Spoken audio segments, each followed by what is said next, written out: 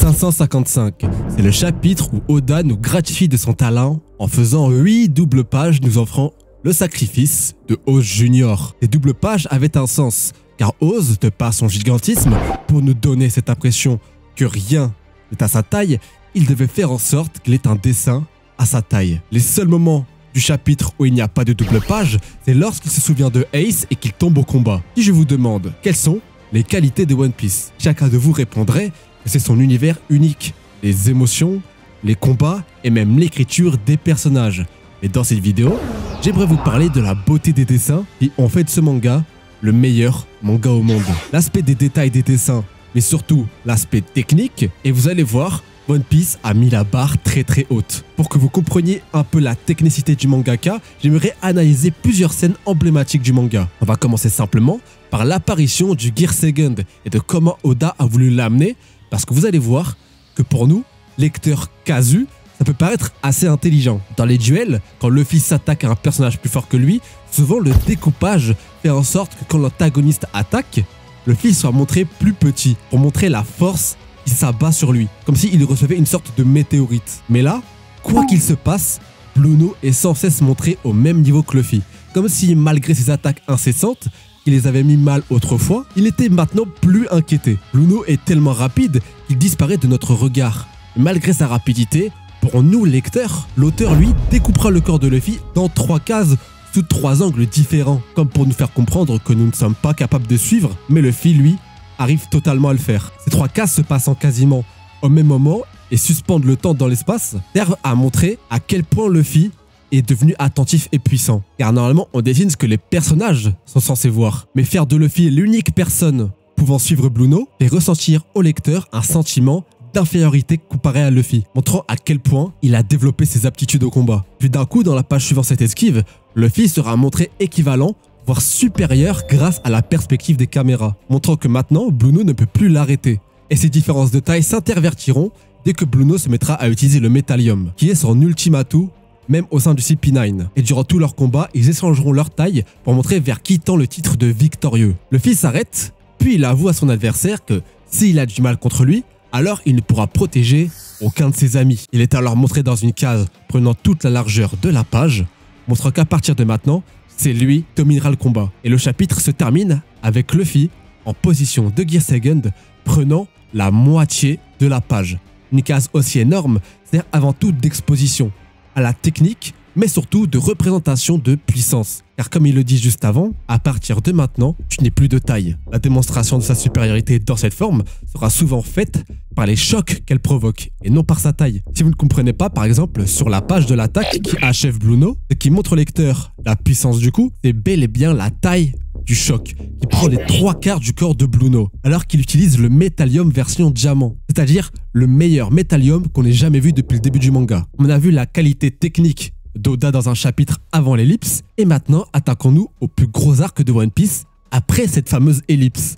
Et quel meilleur chapitre à analyser que le 1000, et on peut dire le plus emblématique de ces dernières années pour le manga. Il commence avec Luffy arrivant devant les mousquetaires de Zou, une manière symbolique de présenter l'étape que Luffy s'apprête à affranchir, car c'est eux qui séparent Luffy de l'escalier qui mène à l'enfer du toit d'Onigashima. Ce n'est pas un hasard que malgré le peu d'interactions qu'ils ont eu, ça soit Sicilion qui parle avec notre protagoniste. Il est un lion, et le symbole du lion est extrêmement lié au personnage de Luffy, de par le fait que c'est l'animal qui représente littéralement le Gear 5. C'est notamment cet animal qui a accueilli Luffy sur Wano avec le singe. La symbolique derrière cette scène est que le lion qui représente le Gear 5 attend Luffy au pied de l'enfer, le séparant du toit où se déroulera la bataille finale. C'est d'ailleurs pour ça qu'aucun des 2 autres mousquetaires ne lui adressera la parole, et que la partie du bas de page sera dédiée à leur échange. Si vous voulez en savoir plus sur la symbolique du lion, je vous conseille cette vidéo qui en parle de long et en large. Mais si vous voulez une preuve établie que le lion est bien la symbolique du Gear 5, c'est dans le film Red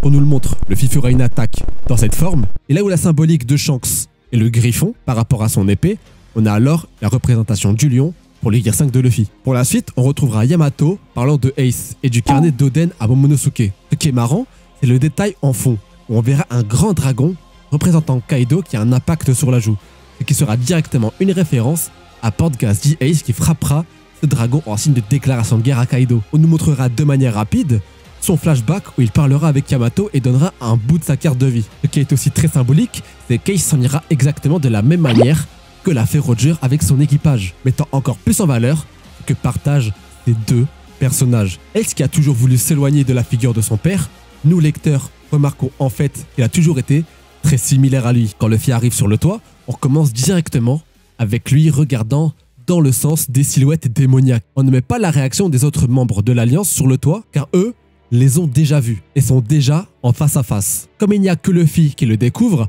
alors il est le seul à regarder dans la direction de la case des silhouettes. Nous lecteurs sommes forcément attirés par le découpage immense de la partie du bas où chaque supernova s'oppose aux deux empereurs. Ils sont là pour en découdre et ils ont leur chance. Comme on le sait, car Oda nous montre bien les deux camps opposés à la même hauteur, sortant tous les deux de leur case.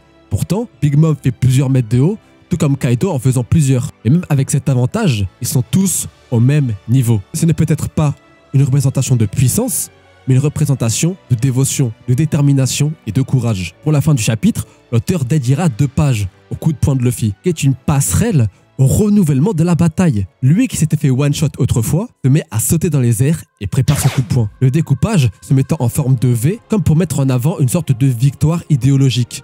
Les scènes du milieu servant à rajouter du poids et de la profondeur à ce coup que Luffy mettra, qui fera enfin mal à Kaido.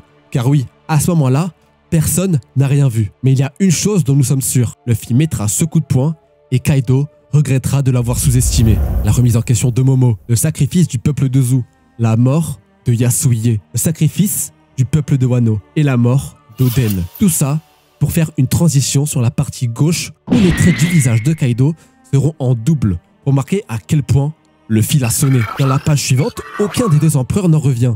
Kaido tente tant bien que mal de se relever avec une tête assez parlante. Luffy lui prendra la pose et sa silhouette servira à faire directement écho à la case de Shanks qui au chapitre 1 fera exactement la même chose pour que Luffy devienne le roi des pirates. Et c'est pour ça que dans la case finale, Luffy dira que c'est bien lui qui le deviendra. Là, j'ai parlé un peu de l'aspect technique du découpage et de comment Oda dessinait, sans vraiment parler de son style de dessin, car je pense que beaucoup d'entre vous le connaissent. On a des découpages fluides, des dessins au trait fin, une très bonne gestion du blanc et du gris permettant une grande lisibilité. Les mouvements de rapidité sont même très mis en évidence par les longs traits dynamiques. Et la raison de pourquoi j'explique ça, c'est qu'on va comparer les dessins d'Oda à Enies Lobby avec ceux de Wano Kuni plus tard dans la vidéo. J'aime parler de l'aspect technique, mais ce soir parlons quand même un peu d'émotion, grâce au chapitre de la mort de Ace. Tout l'arc, les moments tristes et joyeux, s'enchaînent les uns après les autres de manière frénétique à Marineford. Et au chapitre 573, Ace s'incline devant son père, et chaque case de cette discussion est entourée par du feu, comme s'ils étaient séparés du monde par la volonté d'Ace,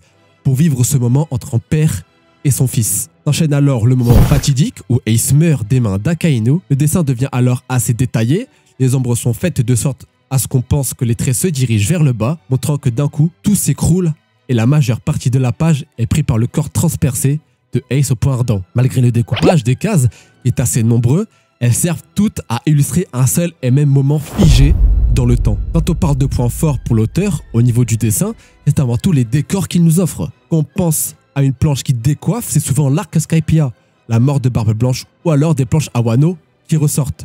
Mais il ne faut pas oublier l'incroyable arc le Zou, qui a 2 magnifiques planches, Punk Hazard aussi, et même beaucoup plus tôt dans l'histoire, qui est pour moi la première grosse planche d'Oda, qui est celle de la tornade marine. Et pour moi, le meilleur dans ce domaine, c'est celui qui est pas mal décrié par une partie de la communauté, et adoré par d'autres, qui est l'île des hommes poissons. Sans même avoir commencé l'arc, on avait déjà d'incroyables pages d'ambiance sous-marine, et arrivé dans l'arc, c'était un florilège de dessins, tous plus incroyables les uns que les autres. Ils ont tous un but principal, l'exposition de l'environnement au lecteur. Il faut comprendre que cet arc a été teasé depuis le début du manga et que nous tous l'attendions. Mais même après tout ça, si vous suiviez assidûment le manga, vous avez normalement observé la qualité de dessin se détériorer environ vers l'arc de Wano Kuni. Pour ce qui est des dessins avant cet arc, il est plus question d'une évolution de style. Prenez par exemple, je prends 2 cases au hasard, 2 chapitres au hasard avant cet arc. Et nous avons des cases qui sont franchement tout à fait lisibles et agréables à voir. Et maintenant, une case au hasard de l'arc Wano Kuni. Et ça,